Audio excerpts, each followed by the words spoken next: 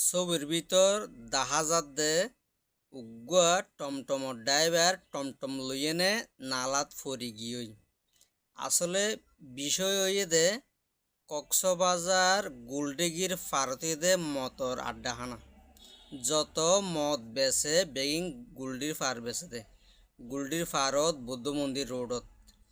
এডে টমটম রাখি রিক্সাওয়ালা রিক্সা রাখি জায়গায় মদ খাই পেলাই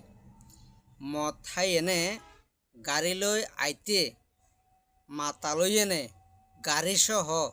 নালাত ফেলা দিয়ে কিন্তু এই মদখোরে হনিকে নতুলের মানসে সাথ দে টসা সাথ দে তিয়ে তিয়ে কিন্তু ইতারে হনিকে তুলি নলর কেলাই নলর দে একজন নেশাখোর মদখোর খারাপ মানুষ এহতাল্লা বলি ইতারে কেয়াই তুলি নলর দে আজ জানা মতে এই ধরনের যারা মদখোর আছে তারারে টমটম বাড়া নদন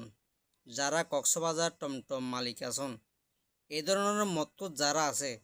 তারারে গাড়ি গাড়ি বাড়ানো দিলে সবসাথে বেশি ভালো হইব। এনও প্রমাণ আছে কক্সবাজার গুলডিগির ফারত টমটম রাখি মদ খাইতে গিয়ে দে সরে টমটম নিয়ে দে হাজার হাজার প্রমাণ আছে কিন্তু অনেহন মারিতে ন পারিবেন তারে এখন সরে নিয়ে ক্যাং করিবেন লাস্টত দিয়ে তার কিস্তি কিস্তি জরিমানা গরিব পারিবেন তার অনেক কিছু গণ্য পারিবেন।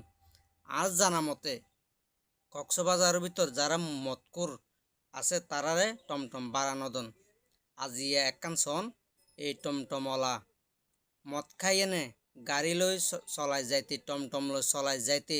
গাড়ি সহ নালাত ফরি গিয়ে মানুষে টসা সাথ দে তারে তুলি নলর